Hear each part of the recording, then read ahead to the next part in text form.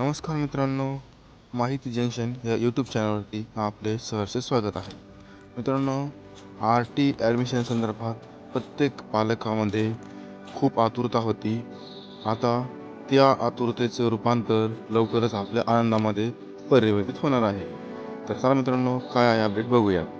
तर मित्रांनो, बघू शकता आपण RTच्या ॲडमिशन संदर्भातची अपडेट आहे. असा भरपूर पालकांचा समज होता की RTचे ॲडमिशन रजिस्ट्रेशन फॉर्म हे सुरू झाले आहेत.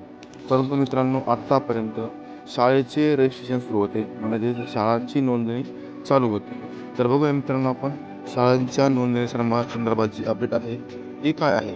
मित्रांनो, आपण बघू शकता, हे बघा, आपण इथं वर्ष निवडूया.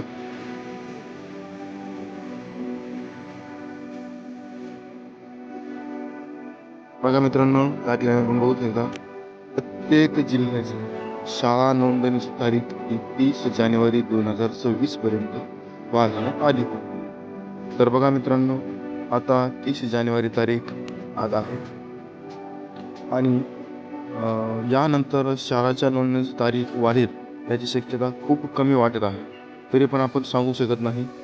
परंतु आपण पालकांनी आपल्या पाल्याच्या कागदपत्रांचा एक संच तयार करून ठेवायचा आहे, जेणेकरून आपल्याला वेळोवेळी आपला अर्ज करण्यास आपली धावपळ होणार नाही व आपला अर्ज सुरळीत भरता येईल.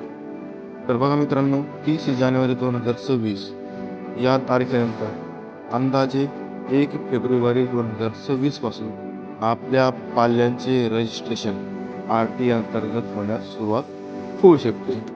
तर मित्रांनो, आपण आपल्या पाल्यांची सर्व कागदपत्रे आताच तयार करून ठेवा.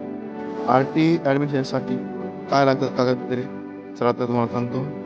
सगळ्यात महत्त्वाचा पुरावा आपल्या पाल्याचा जन्माचा दाखला, बर्थ सर्टिफिकेट. पुरावा क्रमांक 2, दुसरा पुरावा लागेल मित्रांनो आपल्या पाल्याचं आधार कार्ड, सोबतच पालकांचे आधार कार्ड व पालकांचा एक रहिवासी पुरावा.